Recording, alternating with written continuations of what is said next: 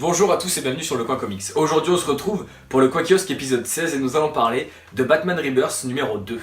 Donc au début du kiosque on retrouve le chapitre 3, 4 et 5 de la série Batman par Tom King et David Finch. Donc le chapitre 3, je vais parler que de ce chapitre pour vous laisser découvrir la suite de cet arc par vous-même, car c'est tout simplement la quasi-totalité de la fin de l'arc Batman, du premier arc de Tom King et David Finch.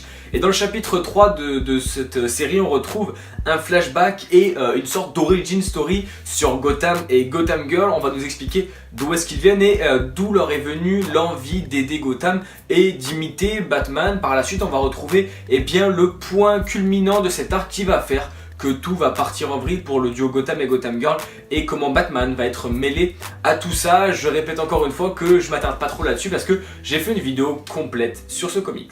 Donc ensuite on retrouve 3 chapitres de Detective Comics avec le chapitre 3, 4 et 5 de l'arc L'avènement des Batman avec James Tynion 4 au scénario, au dessin Alvaro Martinez pour les 2 premiers et pour le dernier chapitre Eddie Barrow au dessin. C'est clairement une série très réussie. On avait vu dans le numéro 1 que Detective Comics reprenait une nouvelle idée avec l'idée d'une super équipe à Gotham City qui serait dirigée par Batwoman directement, et Batwoman aurait pour but de créer cette nouvelle équipe de super-héros parce que Batman a remarqué quelque chose de bizarre dans Gotham City. Les super-héros sont de plus en plus observés par des sortes de petits gadgets qui observent les moindres faits et gestes de chaque super-héros, et bien justement dans le dernier tome on a vu qu'une sorte d'énorme équipe militaire, paramilitaire avait pour but de totalement détruire les super-héros, et Batwoman va donc s'unir avec les forces qu'elle a accueillies dans son équipe,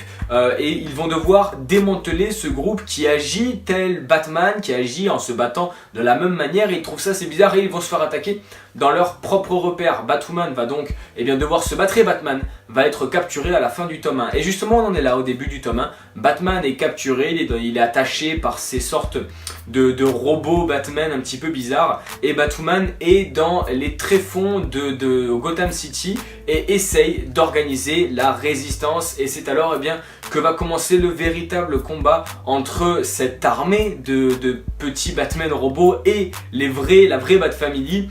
Et le truc qui est totalement stylé, stylé si on veut, c'est que c'est Jacob Kane qui dirige cette armée de robots Batman, Jacob Kane qui est le père de Batwoman, et on a clairement une série totalement extraordinaire et je vous laisse découvrir la suite par vous-même. Et pour terminer ce kiosque, on a le chapitre 2 et 3 de la série Nightwing par Tim Seeley et Javier Hernandez.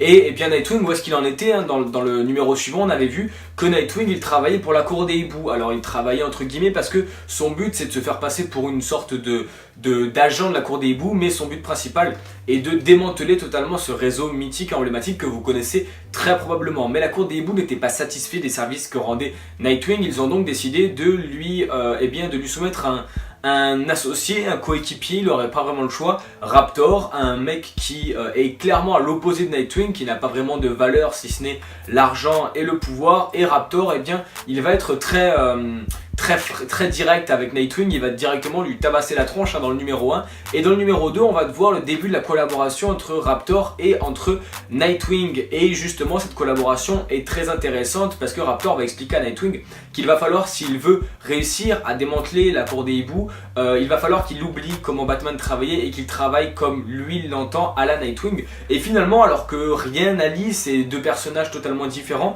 on va retrouver une très bonne cohésion d'équipe et on va suivre la suite de l'aventure de Nightwing qui cherche à démanteler la cour des hiboux et qui va être épaulé par Raptor. Ce Batman Rebirth numéro 2 est à nouveau un excellent kiosque et va totalement dans la lignée du numéro 1. Je donnerai mon énorme coup de cœur à la série Nightwing. Pourquoi la série Nightwing cette fois-ci? Parce que la série Detective Comics est totalement géniale, elle a un cliffhanger totalement extraordinaire. Clairement le cliffhanger est à couper le souffle, il me tarde de lire la suite dans Batman Rebirth numéro 3. Mais la série Nightwing est mon coup de cœur de ce mois pour une raison toute simple, c'est qu'elle a réussi à remonter un petit peu le niveau. Ce chapitre 2 et chapitre 3 ont réussi à remonter le niveau du numéro précédent, parce que quand j'ai lu Nightwing Rebirth et le numéro 1, j'avais adoré Nightwing Rebirth. C'est le numéro 1 dans Batman Rebirth numéro 1 justement.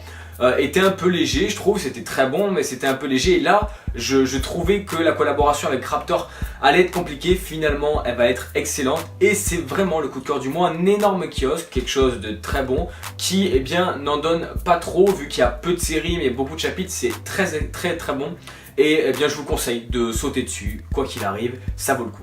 En tout cas, j'espère que cette vidéo vous aura plu. Si c'est le cas, n'hésitez pas à laisser un like pour faire avancer la chaîne et dites-moi dans les commentaires ce que vous avez apprécié dans la vidéo et dans le comics pour ceux qui l'ont lu. Pour vous abonner, c'est ici. Pour regarder la dernière vidéo, c'est ici. Twitter, Instagram, c'est dans la description. On se retrouve très vite pour de nouvelles vidéos. Ciao tout le monde.